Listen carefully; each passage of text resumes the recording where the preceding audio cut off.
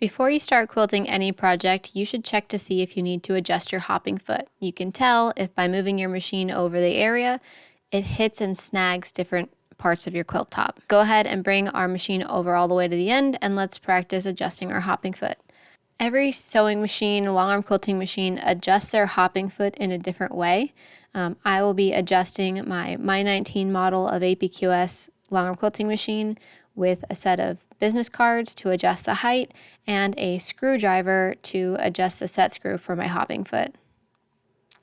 For my machine, I know I need to put my hopping foot in the lowest possible position. That's going to make the screw visible from the hole I'm sticking my screwdriver in by turning it towards me. Now my hopping foot is nice and loose. I can adjust it up and down and side to side. I'm going to stick the business cards under the foot and then press the foot down onto the business cards to get it to the height that I want it to be. From here, I like to slightly tighten my foot before I try to gauge if my cards fit evenly around the whole foot. So now I'll check to make sure that they feel the same going around the whole foot. If they do, I'll go ahead and check my center while it's a little bit taut with the screw, and then I will tighten the screw all the way down.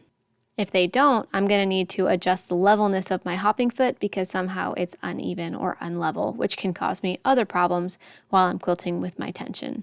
From here, I'm going to go ahead and just check and see how it compares to the first time that I was pushing the machine around and my hopping foot was catching to now. I'll get everything flattened out nice and evenly, and then I'll give it a test over the applique areas or places that it was snagging to see if it's as bad of a jerky motion as it was before.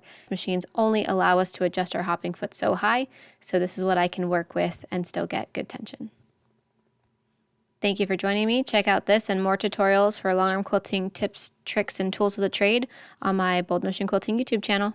Don't forget to subscribe. Happy quilting, y'all!